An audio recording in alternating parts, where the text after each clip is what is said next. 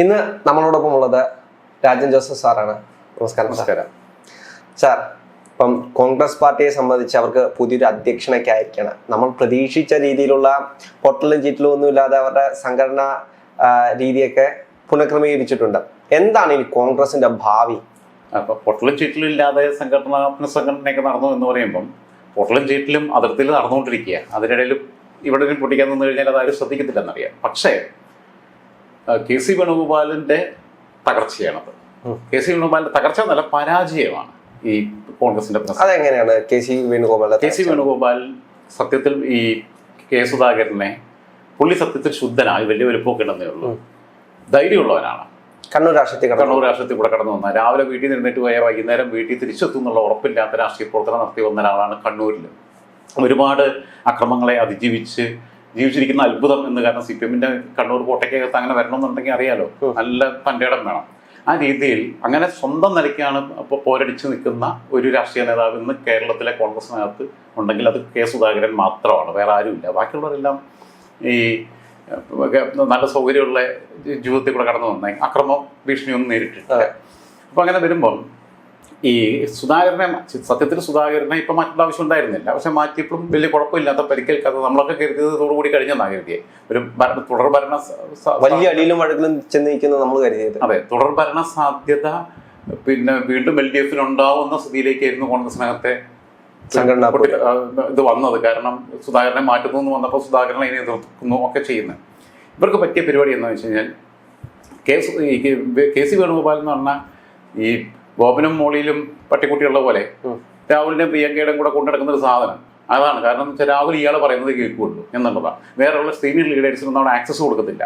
ഹിമാചൽ പ്രദേശ് മുഖ്യമന്ത്രി രാഹുൽ ഗാന്ധിയെ കാണാൻ വേണ്ടി വന്നപ്പം 10ാം നമ്പർ ജനപദത്തിൽ വന്ന സമയത്ത് രാഹുൽ ഗാന്ധി പട്ടിയെ കളിപ്പിച്ചുകൊണ്ടിരിക്കുക, പട്ടിക്ക് ഇങ്ങനെ ബിസ്ക്കറ്റ് കൊടുത്തുകൊണ്ടിരിക്കുക. ഇയാൾ വന്നിട്ട് ഇങ്ങനെ സംസാരിക്കുമ്പോൾ ഒരു ബിസ്ക്കറ്റ് അറിയാതെ അയാളെ നേരെ കിട്ടി. ഇതാണ് രാഹുൽ ഗാന്ധി. ഇത്രയേ ഉള്ളൂ.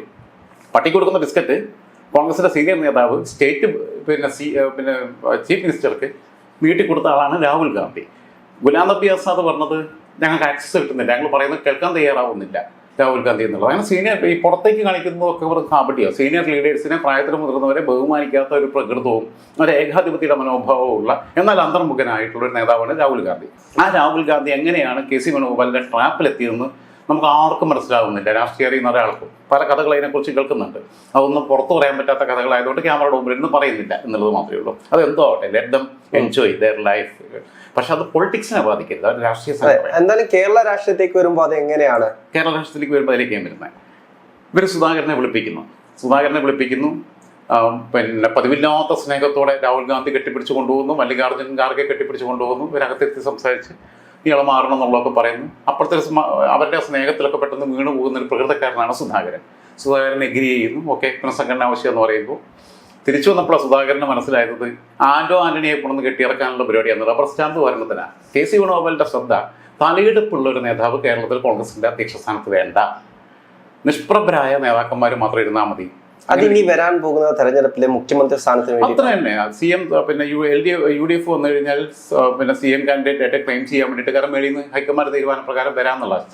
കാരണം 2 മുഖ്യമന്ത്രിമാരുണ്ട്. രമേശ് ചെന്നിത്തല മുഖ്യമന്ത്രി സ്ഥാനത്തേക്ക് ഇരിക്കുന്നു, ക്ലെയിം ചെയ്യാൻ തയ്യാറായിട്ട് നിൽക്കുകയാണ്. VD സതീശൻ പിന്നെ അതിനു വേണ്ടിയിട്ടുള്ള ചാണക്യ കളികളിലാണ്.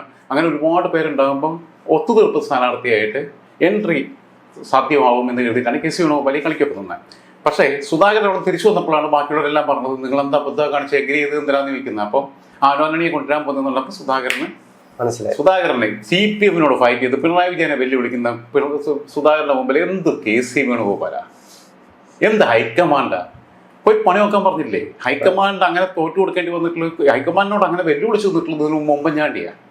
അത് കഴിഞ്ഞിട്ട് രാജ്യത്തെ ഹൈക്കമാൻഡിനോട് അങ്ങനെ പിന്നെ വെല്ലുവിളിക്കാൻ ഇന്ന് പിന്നെ ഏറ്റവും കെൽപ്പുള്ള ആളതും ഏറ്റവും പിന്നെ കൂടുതൽ എംപിമാരുള്ള പ്രിയങ്ക ഗാന്ധി പ്രതിനിധീകരിക്കുന്ന ആ കേരളത്തിൽ നിന്ന് AICC ജനറൽ സെക്രട്ടറി ആയിട്ടുള്ള കെ.സി. വേണുഗോപാലും പ്രിയങ്ക ഗാന്ധിയും രണ്ടുപേരും പ്രതിനിധീകരിക്കുന്ന കേരളത്തിൽ നിന്നുള്ള സുധാകരൻ അല്ലാതെ ആർക്കാ ധൈര്യമുള്ളേ?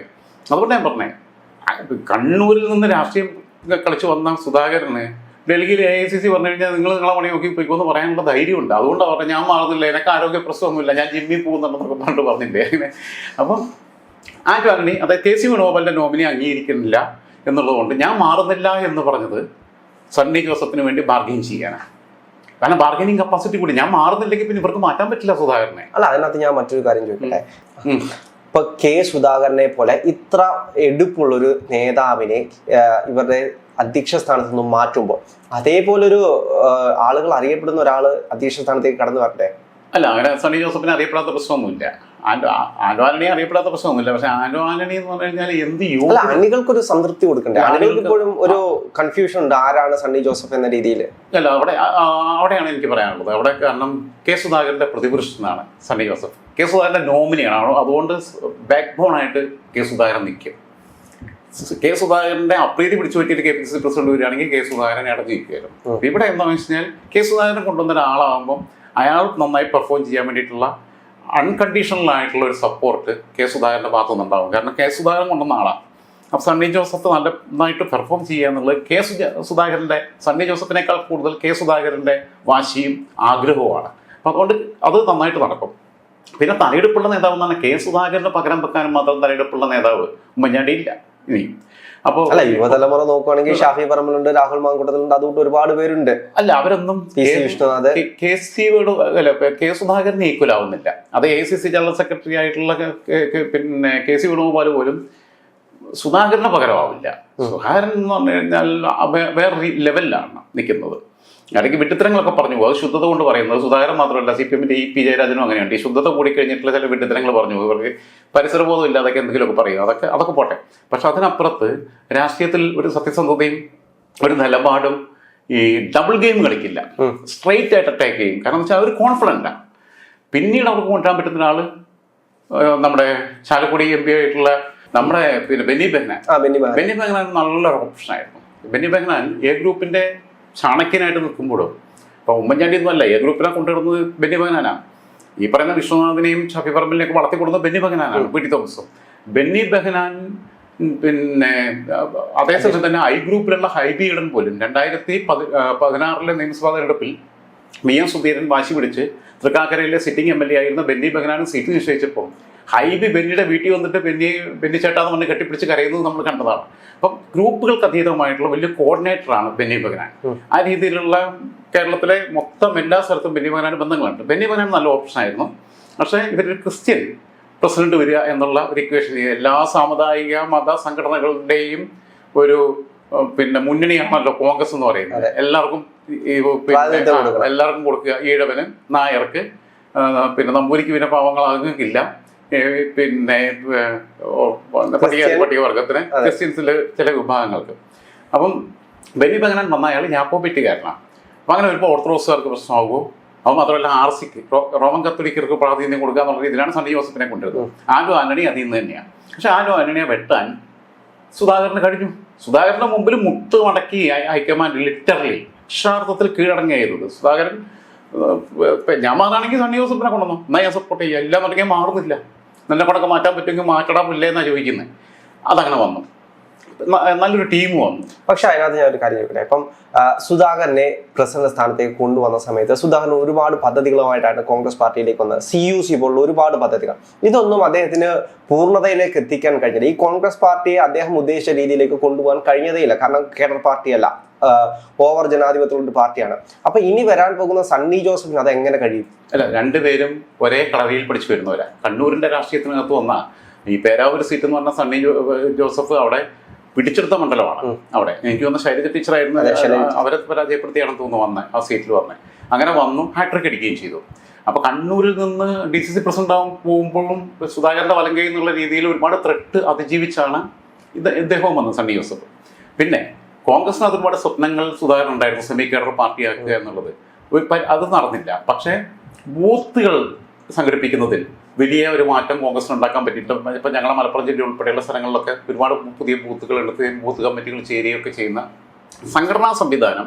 പക്ഷേ തെക്കൻ കേരളത്തേക്ക് നോക്കിക്കഴിഞ്ഞാൽ മൊത്തത്തിൽ പാർട്ടി ഇല്ലാതായിക്കൊണ്ടിരിക്കുകയാണ്. തെക്കൻ കേരളം നോക്കിക്കഴിഞ്ഞാൽ കോൺഗ്രസ് ഒരു ആൾക്കൂട്ടമാണ്, കേരള പാർട്ടി ആയിട്ടുണ്ട്. അതിൻ്റെ ഒരു വിഷയമുണ്ട്. ആൾക്കാർ വോട്ട് ചെയ്യാൻ വരുന്നു എന്നല്ലാതെ പാർട്ടിക്ക് പണിയെടുക്കുക എന്ന് പറഞ്ഞാൽ തുടർച്ചയായിട്ട് 10 വർഷം അധികാരത്തിന് പുറത്ത് നിൽക്കുമ്പോൾ ഉണ്ടാകുന്ന ഒരുപാട് പ്രശ്നങ്ങളുണ്ട്. ഇതാകണ്ടേ ഇവർ ഈ വെള്ളയിട്ട് നടക്കുന്നതേ ഉള്ളൂ, അലക്കി തേച്ച്. മറ്റേത് ഭരണം ഉണ്ടെങ്കിൽ എന്തെങ്കിലുമൊക്കെ എവിടെയെങ്കിലും ഒന്നല്ലെങ്കിൽ 100-100 പേരെ സ്റ്റാഫിൽ കയറ്റാം, 5-8 മന്ത്രിമാരുണ്ടെങ്കിൽ. ഇപ്പം അതൊന്നുമില്ല. അപ്പം അവരെ കൊണ്ട് വല്ല പണിയെടുപ്പിക്കുക, ഇതൊന്നുമില്ല. എന്തെങ്കിലുമൊക്കെ എവിടെന്നെങ്കിലൊക്കെ ആരോടെയും പൈസ വെച്ചാൽ കിട്ടും ഭരണത്തിലുണ്ടെങ്കിൽ. ഭരണത്തിലില്ലാത്ത പാർട്ടിക്കാരെ പൈസ കൊടുക്കാനല്ലേ. പിന്നെ സതീശൻ മാത്രമാണ് ഫണ്ട് റേസിങ് നടത്തുന്ന കുറച്ച്. അത് സതീഷിന്റെ ഇഷ്ടത്തിനനുസരിച്ച് ചെലവഴിക്കുന്നത്. സതീശൻ വളരെ ക്രൂക്കഡായിട്ടുള്ള ഒരു രാഷ്ട്രീയക്കാരനാണ്, കണ്ണിങ്ങാണ്. അതുപോലെ ഈ പുനഃസംഘടന എടുത്തു നോക്കുമ്പോൾ പുനഃസംഘടന ബാലൻസിങ് ആലോചിച്ച് നോക്കും. KC വേണുഗോപാലിന് ഒരാളെ മാത്രം അക്കോമഡേറ്റ് ചെയ്യാൻ പറ്റിയത്, അതും വർക്കിംഗ് പ്രസിഡന്റ് സ്ഥാനത്തേക്ക് AP അനിൽകുമാർ. രണ്ടുപേരും, അതായത് AP അനിൽകുമാർ മന്ത്രിയാകുമ്പോൾ ആ മന്ത്രിയുടെ വസതി വെച്ചിട്ടാണ് തന്നെ പിന്നെ KC വേണുഗോപാൽ പീഡിപ്പിച്ചതെന്നൊക്കെയാണ് നമ്മളെ മറ്റേ സോളാർ പണ്ടുപിള്ള പറഞ്ഞിട്ടുള്ളത്. സത്യമാണോ അല്ലെന്നും നമുക്കറിയില്ല. എന്തായിരുന്നാലും അതിനകത്ത്, കാരണം അവള് പറഞ്ഞ മൊത്തം ലിസ്റ്റ് പ്രകാരം ആൾക്കാരെ പിന്നെ കോടതിയിൽ ഹാജരാക്കാൻ കൊണ്ടുപോകണമെന്നുണ്ടെങ്കിൽ ഒരു ബസ് ബുക്ക് ചെയ്യില്ല, അത്രയുണ്ട്. പക്ഷെ ഉമ്മൻചാണ്ടിയുടെ പേര്, അതിനകത്ത് ഉമ്മൻചാണ്ടി ഉൾപ്പെടെയുള്ള കുറച്ച് പേരുടെ പേരൊക്കെ ശരിയല്ലെങ്കിൽ പോലും KCയെ കുറിച്ച് അനിൽകുമാറിനെ കുറിച്ചൊക്കെ കേൾക്കുമ്പോൾ അത് ശരിയല്ലെങ്കിൽ പോലും ആൾക്കാർ ശരിയാണെന്ന് വിശ്വസിക്കും. കാരണം അവരുടെ കയ്യിൽ കൊണ്ട് അവരുണ്ടാക്കി വെച്ചിട്ടുള്ള ഇമേജ് ഉണ്ട്, അതിന്റെ ഭാഗമായിട്ട്. അത് KCയെ കുറിച്ചും അനിൽകുമാറിനെ കുറിച്ചൊക്കെ അത് പൊതുധാരണയുണ്ട്. അങ്ങനെ അതെന്തോ ആവട്ടെ, അവർ തമ്മിലുള്ള ബന്ധവും അങ്ങനെയൊക്കെ തന്നെയാണെന്നാണ് പറയുന്നത്. ഇത്തരം ചില സമാനമായ സ്വഭാവങ്ങൾക്കകത്ത് ഒരുമിച്ച് കൂടുന്നത്. ഞാൻ അല്പം മദ്യപിക്കുന്ന ആളാണ്, നീ മദ്യപിക്കുന്നില്ല. നീ മദ്യപിക്കുന്ന ആളാണെന്നുണ്ടെങ്കിൽ മിക്കവാറും നമ്മളെപ്പോഴും മിക്കവാറൊക്കെ ഒരുമിച്ചുണ്ടാവും. കാരണം രണ്ടുപേരെ ടേസ്റ്റ് തമ്മിൽ യോജിക്കും. അപ്പൊ ഇത്തരം ചില സ്വഭാവ വൈകൃതങ്ങളാണ് അവരുടെ തമ്മിലുള്ള സൗഹൃദത്തിന്റെ ആ ബോണ്ടിങ്ങിന്റെ അടിസ്ഥാനം എന്നൊക്കെ പലരും പറയാറുണ്ട്. അതിന്റെ വസ്തുതകളിലേക്കൊന്നും നമ്മൾ പോകുന്നില്ല. ആകെ AICC ജനറൽ സെക്രട്ടറി എന്ന് പറഞ്ഞിട്ട് ഹൈക്കമാൻഡ് എന്ന് പറഞ്ഞു കഴിഞ്ഞാൽ KC വേണുഗോപാലായിരുന്നു. KC വേണുഗോപാൽ പറയുന്നതിനപ്പുറം ഒന്നുമില്ല. ആ മല്ലികാർജ്ജുൻ ഖാർഗെ ഒരു റബ്ബർ സ്റ്റാമ്പാണ്. ആ ഹൈക്കമാൻഡിന്റെ നോമിനായിട്ട്, KCയുടെ നോമിനിയായിട്ട് ആകെ അനിൽകുമാറിനെ മാത്രം അക്കോമഡേറ്റ് ചെയ്യാൻ പറ്റിയത്. PC വിശ്വനാഥും ഷാഫി പറമ്പിലും ഞാനല്ല ബെന്നി ഉൾപ്പെടെയുള്ളവർ വളർത്തിക്കൊണ്ടുവന്ന, ബെന്നിച്ചേട്ടൻ ഉൾപ്പെടെയുള്ളവർ വളർത്തിക്കൊണ്ടുവന്നവരാ. രണ്ടുപേരും KSന്റെ സംസ്ഥാന പ്രസിഡന്റുമാരായി, രണ്ടുപേരും യൂത്ത് കോൺഗ്രസിന്റെ സംസ്ഥാന പ്രസിഡന്റുമാരായി. PC വിശ്വനാഥിന്റെ പിന്നെ നേരെ പിൻഗാമിയാണ് ഷാഫി പറമ്പിൽ, രണ്ടിടത്തും അങ്ങനെ വരുന്നു. അപ്പം എന്ന് വെച്ചാൽ ഒരു മുസ്ലിം നായർ എല്ലാം പ്രാതിനിധ്യോടെ ഉറപ്പിച്ചു, ഒരു പട്ടികവർഗം അതും ഉറപ്പിച്ചു. അനിൽകുമാർ ഒരു പിന്നെ ഈഴവം ഇപ്പുറത്തും വന്നു. അടൂർ പ്രകാശ് UDF കൺവീനർ എന്ന് പറഞ്ഞാൽ അടൂർ പ്രകാശ് നല്ലൊരു കോർഡിനേറ്ററാണ്. അതുമല്ല, ഇലക്ഷൻ എഞ്ചിനീയറിംഗ് എന്താണെന്ന് അറിയാവുന്ന ആളാണ്. കോന്നിയിൽ പുള്ളി സ്ഥിരമായിട്ട് മത്സരിച്ച് ജയിച്ച ആളാണ്. ഏതൊക്കെ പ്രതിസന്ധി ഘട്ടങ്ങളിലും കോന്നി പുള്ളിയുടെ Konni is equal to Adoor Prakash എന്നുള്ളതായിരുന്നു ഇക്വേഷൻ. അടൂർ പ്രകാശ് മാറിയതിനു ശേഷം അടൂർ പ്രകാശ് 2019 തെരഞ്ഞെടുപ്പിൽ സിറ്റിംഗ് MLA ആയിരിക്കുന്ന സമയത്ത് 2016 അവിടെ നിന്ന് മത്സരിച്ച് വിജയിച്ച് 2019 ആറ്റിങ്ങലിൽ പോയിട്ട് ലോക്സഭയിലേക്ക് പോയതിനു ശേഷം ഉപതെരഞ്ഞെടുപ്പിൽ ജനീഷ് കുമാർ അവിടെ നിന്ന് വന്നു. CPM-ന്റെ കോൺഗ്രസ് തോറ്റു. 2021 നിയമസഭാ തെരഞ്ഞെടുപ്പിലും കോൺഗ്രസ് തോറ്റു. ആ മണ്ഡലം തിരിച്ചു പിടിക്കാൻ പറ്റിയില്ല. പക്ഷെ അടൂർ പ്രകാശ് ഏത് പ്രതിസന്ധി ഘട്ടങ്ങളിലും ഇലക്ഷൻ എങ്ങനെ ജയിക്കാന്നുള്ളതിനെ കുറിച്ച് നല്ല തന്ത്രജ്ഞനാണ്. പിന്നെ നന്നായിട്ട് കോർഡിനേറ്ററാണ്. അപ്പൊ UDF നന്നായിട്ട് കൊണ്ടുപോയി. MM ഇങ്ങനെ എന്ന് പറഞ്ഞിട്ട് ഇരിക്കുന്നല്ലാതെ അതിനൊന്നുള്ള കെൽപ്പും ഒരു ലീഡിങ് പേഴ്സണാലിറ്റി ഇല്ലാത്ത ഒരാളാണ് MM. അപ്പം പിന്നെ റീപ്ലേസ് ഈ അടൂർ പ്രകാശിനെ കൊണ്ടൊന്ന് റീപ്ലേസ് ചെയ്തത് ഉചിതമായ തീരുമാനം എന്നുള്ള. പക്ഷെ CPM-ന് നെഞ്ചിരിപ്പ് കൂടിയിട്ടുണ്ട്. CPM പ്രതീക്ഷിച്ചത്, കാരണം ഓർക്കാപ്പുറത്ത്. പക്ഷെ അവരാണ് ഏറ്റവും കളിയാക്കുന്നത്. ഇപ്പൊ ചത്ത് കിടക്കുന്ന കോൺഗ്രസിനെ കെട്ടിത്തൂക്കി എന്നൊക്കെയാണ് അവർ ഇപ്പോൾ അവകാശപ്പെട്ടുകൊണ്ടിരിക്കുന്നത്. അത് എന്തെല്ലാം പറയും, അതൊക്കെ എന്തൊക്കെ പറയും. ഞാനും കരുതിയിരുന്നു. കാരണം പൊതു സമൂഹത്തിന്റെ എല്ലാ ചിന്താഗതിയും LDF-നെതിരായിട്ട് നിൽക്കുന്ന സമയത്ത്, ലോക്സഭാ തെരഞ്ഞെടുപ്പിലും ബാക്കിയുള്ള ബൈ ഇലക്ഷനുകളിലും എല്ലാം വലിയ തിരിച്ചടി LDF നേരിട്ടുകൊണ്ടിരിക്കുന്ന സമയത്ത്, അങ്ങനെ നിൽക്കുമ്പം ഇനി ഒരു വർഷം തികച്ചില്ല പൊതു തെരഞ്ഞെടുപ്പിലേക്ക് പോകാൻ. ആ സമയത്ത് കോൺഗ്രസ് സുധാകരനെ മാറ്റുന്ന സമയത്തുണ്ടായിട്ടുള്ള ഒരു പൊട്ടിത്തെറി എന്ന് പറയുന്നത് വലിയ വിഷയമായിട്ട് മാറുന്ന എഴുതി. പക്ഷെ സുധാകരൻ ബാർഗെയിൻ ചെയ്ത് സണ്ണി ജോസഫിനെ കൊണ്ടുവന്നതോടുകൂടി സുധാകരൻ ഹാപ്പിയായി, ബാക്കി ഗ്രൂപ്പും ഹാപ്പിയായി. കാരണം വിഷ്ണു വന്നു, ഷാഫി വന്നു, സാമുദായിക സന്തുലനം പാലിച്ചു. അടൂർ പ്രകാശ് വന്നു. അടൂർ പ്രകാശും അങ്ങനെ പഴയ ഗ്രൂപ്പ് ആണെങ്കിലും ഇപ്പൊ ഗ്രൂപ്പിന്റെ പരിധിയിൽ നിൽക്കുന്ന ഒരാളല്ല. അങ്ങനെ വരുമ്പം അടുത്ത തെരഞ്ഞെടുപ്പിലേക്ക് പോകുമ്പോൾ CPM പ്രതീക്ഷിച്ച പൊട്ടിത്തെറി ഉണ്ടാവാതെ വരുമ്പം ഒന്നുകൂടെ സുസംഘടിതമായിട്ട് UDF-നും കോൺഗ്രസിനും പോകാൻ പറ്റും. നമ്മൾ MMS-ന് പകരം അടൂർ പ്രകാശ് വരുമ്പോൾ വളരെ ആക്റ്റീവ് ആവും. MMS എന്ന് പറഞ്ഞു കഴിഞ്ഞാൽ ഇങ്ങനെ ചുമ്മാ വന്നിരിക്കാനേ പറ്റുള്ളൂ. ആന്റണിയുടെ പെട്ടിയും തൂക്കി ആന്റണിയുടെ പുറകെ ഇങ്ങനെ കാലം നോക്കി കിടന്നിട്ടാണ് പുള്ളി പണ്ട് മന്ത്രിസഭയിൽ കയറിയത്. പിന്നെ ഒരു ദേശാടന പക്ഷിയായിരുന്നു. കേരളത്തിൽ നിൽക്കാത്ത 140 മണ്ഡലങ്ങളിൽ നിൽക്കാൻ അവസരം കിട്ടിയില്ല എന്നേ ഉള്ളൂ. 5-6 മണ്ഡലങ്ങളിൽ മത്സരിച്ച് പോകുന്നിടത്തെല്ലാം അടുത്ത പ്രാവശ്യം നിന്ന് കഴിഞ്ഞാൽ പിന്നെ തോറ്റുപോകും. അങ്ങനെ സാധനമാണ്, നാട്ടുകാർക്ക് വേണ്ട, ഒരു ക്വാളിറ്റി ഇല്ല. അതേസമയത്ത് അടൂർ പ്രകാശ് അങ്ങനെയല്ല, ജനകീയനാണ്, തന്ത്രജ്ഞനാണ്, കാര്യങ്ങൾ കൊണ്ടുപോകാൻ പറ്റും. സ്റ്റേറ്റ് മിനിസ്റ്റർ ആയിരുന്നു. MP ആയിട്ട് 2 പ്രാവശ്യം മത്സരിച്ച് വിജയിച്ചു. അതിനൊക്കെ നിരവധി തവണ നിയമസഭയിലെത്തി. UDF പിന്നെ ഏകോപിപ്പിച്ച് കൊണ്ടുപോകാൻ, കോർഡിനേറ്റ് ചെയ്ത് കൊണ്ടുപോകാൻ പറ്റും. KPCC പ്രസിഡന്റ് എന്നുള്ള രീതിയിൽ സണ്ണി ജോസഫ് ജില്ലയ്ക്കകത്താണ് പ്രവർത്തിച്ചതെന്നുണ്ടെങ്കിലും നിസ്സാരക്കാരനല്ല. ശരീര ടീച്ചറെ തോപ്പിച്ചു വന്നതാണ്, ഹാട്രിക് അടിച്ചു. അത് 2016 എന്ന് പറഞ്ഞു കഴിഞ്ഞാൽ വിജയിക്കുന്നത് അവരുടെ തരംഗത്തിലാണ്. LDF തരംഗത്തിൽ വിജയിച്ചു, ആ മണ്ഡലം നിലനിർത്തി. നമ്മൾ കണ്ടാണ് എല്ലാവരും തോറ്റു പോകുമ്പോൾ കുറച്ചു പേർ മാത്രം കുറച്ച് വോട്ടുകൾക്ക് വിജയിക്കുന്നത്. പിന്നെ നമ്മൾ അദ്ദേഹത്തിന്റെ പ്രസംഗങ്ങളൊന്നും കേട്ടിട്ടില്ലെങ്കിൽ ചിലപ്പോൾ മാധ്യമ ചർച്ചകളിലൊക്കെ പങ്കെടുക്കും. നല്ല പ്രസന്ററാണ്, നല്ലൊരു ഓറേറ്ററാണ്, കാര്യങ്ങളെല്ലാം കൃത്യമായിട്ട് പ്രസന്റ് ചെയ്യാൻ കഴിയും, വെൽ സ്റ്റഡീഡ് ആയിട്ട് കാര്യങ്ങൾ പറയാൻ പറ്റും. അപ്പോൾ വായിൽ നിന്ന് അബദ്ധങ്ങൾ വീഴില്ല. അങ്ങനെ വരുമ്പോൾ ഇപ്പൊ സതീഷിനൊന്നും ഇച്ചിരി കൂടിയിട്ടുണ്ടാവും. അപ്പൊ സണ്ണിയെ മുന്നിൽ നിർത്തിയിട്ട് സുധാകരൻ കളിച്ച ഗെയിം വിജയിച്ചു എന്ന് തന്നെയാണ് വിശ്വസിക്കുന്നത്. എല്ലാവർക്കും ഒന്നിനൊന്നും മെച്ചമായിട്ടുള്ള പ്രതിരോധിക്കാൻ ശേഷിയുള്ള ആളുകളാണ് കോൺഗ്രസിനകത്ത് വീണ്ടും വീണ്ടും വന്നുകൊണ്ടിരിക്കുന്നത്. നല്ലൊരു ടീമാണ്, നമ്മൾ ഒട്ടും പ്രതീക്ഷിച്ചില്ല. കാരണം ഇപ്പം യുദ്ധത്തിന്റെ ഈ പെഹൽഗാം അക്രമം ഉണ്ടാകുന്നതുവരെ നമ്മൾ കോൺഗ്രസിനകത്തെ പൊട്ടിത്തെറിയാണ് ശ്രദ്ധിച്ചുകൊണ്ടിരുന്നത്. നമ്മൾ കരുതിയത് ഇവന്മാരെന്തായാലും കൊണ്ടേ കളഞ്ഞു കുളിച്ചു, അവർക്ക് കിട്ടാൻ പോകുന്ന ഒരു അവസരം കൊണ്ടേ കളഞ്ഞു കുളിച്ചു. ഇപ്പോൾ ഉള്ളത്ര MLA-മാരെയും പോലും ജയിക്കാത്തത്ര തെരുവിലേക്ക് ഈ യുദ്ധം നീങ്ങും. കാരണം ഇദ്ദേഹത്തിന് അനുകൂലമായിട്ട് പോസ്റ്ററുകൾ പ്രചരണം നടത്തുന്നു. ആന്റണി റോബർട്ട് വദ്ര മുഖേനമാണ് വരാൻ നോക്കിയത്, പ്രിയങ്ക ഗാന്ധിയുടെ കെട്ടിയോ മുഖേന. അവൻ ഇപ്പൊ രാഷ്ട്രീയത്തിന് വലിയ താല്പര്യങ്ങളൊക്കെ ഉണ്ട്, എനിക്ക് അവിടെ നിന്ന് മത്സരിക്കണം എന്നൊക്കെയുള്ള ആഗ്രഹത്തിൽ നിൽക്കുക. ആന്റണിയുടെ കയ്യിലെ കുറെ പൈസ, പിന്നെ കട്ടുണ്ടാക്കിയ പൈസയാണെന്നാണ് ആക്ഷേപമുള്ളത്. അദ്ദേഹത്തിന്റെ ഒരു സഹോദരൻ ആത്മഹത്യയൊക്കെ ചെയ്തതാണ്. 2 സഹോദരന്മാർക്കെതിരെയും അവർ രണ്ടുപേരും സഹകരണ ബാങ്കുകളുടെ ചുമതലയിലുണ്ടായിരുന്നവരാണ്. അവർ 2 പേർക്കെതിരെയും വലിയ അഴിമതി ആരോപണങ്ങളുണ്ട്. ആന്റോണിക്കെതിരെയും വലിയ അഴിമതി ആരോപണങ്ങളുണ്ട്. വേറെപ്പിന്റെ അസുഖങ്ങളുണ്ട്, നേരത്തിറങ്ങി പണിയെടുത്തിട്ടില്ല. കോട്ടയം ജില്ലാ പ്രസിഡന്റായിട്ട് DCC പ്രസിഡന്റായിട്ട് കുറച്ചു കാലം പണിയെടുക്കുന്നേ ഉള്ളൂ. പത്തനംതിട്ടയിൽ ജയിച്ചു പ്രത്യേക സാഹചര്യത്തിലാണ്, വോട്ട് സ്പ്ലിറ്റ് ആയിട്ടാണ് പോയത്. പിന്നെ BJPയെ സംബന്ധിച്ചിടത്തോളം ആന്റണിയുടെ മകൻ അനിൽ ആന്റണി ഒരു ഏബിൾ കാൻഡിഡേറ്റ് ആയിരുന്നില്ല. അങ്ങനെ പ്രത്യേക സാഹചര്യത്തിൽ പിന്നെ UDF തരംഗമായിരുന്നു. അതുകൊണ്ടാണ് ആന്റണിയെ കൂട്ടത്തിലങ്ങ് ഒഴുക്കിൽ കിടന്ന് അങ്ങ് പോയെന്നേ ഉള്ളൂ. അല്ലാതെ അയാളുടെ ഒരു മാസ്മരിക പ്രഭാവമുള്ള നേതാവൊന്നുമല്ല. അപ്പം അങ്ങനെ വന്നപ്പോൾ സണ്ണി ജോസഫ് വരുന്നു, ബാക്കിയുള്ള എല്ലാ ടീമും ഒക്കെ. ഷാഫി വളരെ വൈബ്രന്റ് ആയിട്ടുള്ള ലീഡറാണ്. പിന്നെ അതേപോലെ തന്നെ വിഷ്ണുനാഥ് വളരെ മാന്യനായ ഒരു ചെറുപ്പക്കാരൻ, നല്ല രാഷ്ട്രീയ നേതാവാണ്, നല്ല കഴിവുള്ള, ഇപ്പൊ നല്ല പാർലമെന്റേറിയനുമാണ്. ഇപ്പൊ പറഞ്ഞ KSUലൊക്കെ വന്ന കാലത്ത് വർത്താനം പറയാനൊന്നും അറിയത്തില്ലായിരുന്നു. പക്ഷെ തടക്കവും പടക്കവും വന്നപ്പം ഏബിളായി. AICCയുടെ സെക്രട്ടറി ആയിരുന്നു, കർണാടകയിലെ ചുമതല ഉണ്ടായിരുന്നതാണ്. അപ്പോൾ ആ രീതിയിലുള്ള കഴിവുകൾ തെളിയിച്ചതാണ് PC Vishnunath. AP അനിൽകുമാറാണ്. AP Anilkumar പിന്നെ KCയുടെ നോമിനി എന്നുള്ളത് മാത്രമേ ഉള്ളൂ. AP അനിൽകുമാറിന് മലപ്പുറത്തിനപ്പുറത്തേക്കൊന്നും രാഷ്ട്രീയത്തിൽ പ്രത്യേകിച്ചൊന്നും ചെയ്യാനൊന്നുമില്ല. അടുത്തൊരു മിനിസ്റ്റർ ഇവിടെ വന്നു കഴിഞ്ഞാൽ വീണ്ടും മന്ത്രിയാവണം എന്നുള്ളത് മാത്രമേ ഉള്ളൂ. പക്ഷേ അദ്ദേഹത്തിന്റെ മണ്ഡലം അദ്ദേഹത്തിന് സുരക്ഷിതമാണോ എന്നുള്ളത്, നല്ലൊരു സ്ഥാനാർത്ഥിയെ നിർത്തിയിരുന്നെങ്കിൽ കഴിഞ്ഞ തവണ തന്നെ അനിൽകുമാർ പരാജയപ്പെട്ടു പോകുമായിരുന്നു. കാരണം ഒരു കാലത്ത് കേരളത്തിലെ ഏറ്റവും വലിയ ഭൂരിപക്ഷത്തിന് ജയിച്ച ആളാണ് അനിൽകുമാർ. കേരളത്തിലെ മൊത്തത്തിൽ 140 മണ്ഡലങ്ങളിൽ ഏറ്റവും വലിയ മെജോറിറ്റി അനിൽകുമാറിനായിരുന്നു. അവിടെ നിന്ന് വന്ന് കഴിഞ്ഞ തവണ കഷ്ടിച്ച രക്ഷപ്പെട്ടെ. അതും ഒന്നിനും കൊള്ളാത്തൊരു മിഥുന പറഞ്ഞ കൊച്ചിനെ കൊണ്ടുവന്ന് LDF നിർത്തിയിട്ട് വേറെ മണ്ഡലത്തിൽ കിടക്കുന്നത്. അവിടെ നിന്ന് നല്ല പ്രാദേശികമായിട്ട് നല്ല കാൻഡിഡേറ്റിനെ കണ്ടുപിടിച്ച് കഴിഞ്ഞാൽ CPM ഏബിളായിട്ടുള്ള കാൻഡിഡേറ്റിനെ അവിടെ നിർത്തി കഴിഞ്ഞാൽ അനിൽകുമാർ തോറ്റുപോകും. അനിൽകുമാർ തോറ്റു കഴിഞ്ഞാൽ പിന്നെ മന്ത്രിയൊന്നും ആവാൻ പറ്റത്തില്ല. പിന്നെ അവരുടെ DCC ഈ വർക്കിംഗ് പ്രസിഡന്റ് സ്ഥാനം കൊണ്ട് നടക്കേണ്ടി വരും. പിന്നെ അടുത്തൊരു മിനിസ്റ്റർ വന്നാൽ PC വിഷ്ണുനാഥ് മിനിസ്റ്ററിലേക്ക് പോകും, അതിൽ സംശയമൊന്നുമില്ല.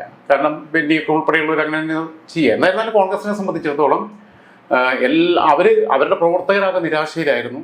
കാരണം ഈ തർക്കങ്ങൾ വന്ന സമയത്ത് 10,000-കണക്കിന് ആൾക്കാരാണ് രാഹുൽ ഗാന്ധിക്കും AICCക്കും ഒക്കെ മെയിൽ അയച്ചത് എന്നുള്ളതാണ്. സോഷ്യൽ മീഡിയ ആണ് ഈ അണികൾക്ക് ഇതുകൊണ്ടുള്ള നിരാശകൾ നൽകുന്നത്. കൃത്യമായിട്ട് അവർക്ക് മനസ്സിലാക്കാനുള്ളൊരു ശേഷി ഇവരുടെ നേതാക്കന്മാർ നൽകുന്നില്ല എന്നൊരു തോന്നലില്ലേ? അങ്ങനല്ല, സോഷ്യൽ മീഡിയ ആണ് ഇവിടെ ഈ പിന്നെ ഇപ്പം പോസിറ്റീവായിട്ട് നടന്നിട്ടുള്ള മാറ്റത്തിന്റെ പിന്നിൽ. സോഷ്യൽ മീഡിയക്കകത്ത് വലിയ ക്യാമ്പയിൻ നടത്തി. ആ ക്യാമ്പയിൻ വന്നപ്പം ഒരു പൊട്ടിത്തെറിയിലേക്ക് ഇത് പോകുന്നു എന്നുള്ളതിന്റെ പൾസ് ഇവർക്ക് മനസ്സിലാക്കി. സുധാകരൻ വെച്ച ഡിമാൻഡ് എന്താ? ദിവാദാസ് മുൻഷി വരെ മാറ്റണം എന്ന് പറഞ്ഞില്ലേ? അപ്പൊ അത്രയും വലിയ സ്ട്രോങ് ആയിട്ട് പറഞ്ഞപ്പോൾ സണ്ണി ജോസഫിനെ കൊണ്ടുവരാൻ പറ്റി. അപ്പൊ സുധാകരനാണ് ഇതിനകത്തെ അൾട്ടിമേറ്റ് വിന്നർ എന്ന് പറയുന്നത്. പഴയ A ഗ്രൂപ്പിൽപ്പെട്ട ആൾക്കാരൊന്നും ഇപ്പൊ ഗ്രൂപ്പൊന്നും ഇല്ലെങ്കിലും മാനസികമായി പിന്നെ ഇദ്ദേഹത്തോട് പിന്നെ അനുഭവമുള്ള ആൾക്കാർ മാനസികമായിട്ട് ഉമ്മൻചാണ്ടിയുടെ ആ ഒരു ടീം എന്ന് പറയുന്നത് അവർക്കും ഹാപ്പിയായി. ഇപ്പം ചെന്നിത്തലയെ സംബന്ധിച്ചിടത്തോളം ഹാപ്പിയാ. കാരണം ഈ KC വേണുഗോപാലിന്റെ കളിയും സതീഷിന്റെ കളിയും ചെന്നിത്തലയ്ക്ക് താല്പര്യമില്ല. ഒരു പ്രത്യേക ഘട്ടം വരുമ്പോൾ നിയമസഭയിൽ ഭൂരിപക്ഷം കിട്ടിക്കഴിഞ്ഞാൽ ഒരുപക്ഷെ പഴയ ഉമ്മൻചാണ്ടിയുടെ അനുഭവം ഉണ്ടായിരുന്ന ആളുകളെല്ലാം ചെന്നിത്തലയ്ക്ക് സപ്പോർട്ട് ചെയ്യുമെന്നുള്ളിടത്താണ് ഞാൻ വിശ്വസിക്കുന്നത് ഇപ്പോഴത്തെ സ്ഥിതി. അപ്പൊ ചെന്നിത്തല ഒരു മുഖ്യമന്ത്രി സ്ഥാനാർത്ഥിയിലേക്ക് കടന്നു വരുമോ? അതിനാണ് സാധ്യത കാണുന്നത്. എന്തായാലും കോൺഗ്രസിനകത്തെ യുദ്ധവും പുറത്തെ യുദ്ധവും അവർക്ക് ജയിക്കാൻ കഴിയട്ടെ. ഇനിയും നമുക്ക് അടുത്ത ചർച്ചകളുമായി കാണാം.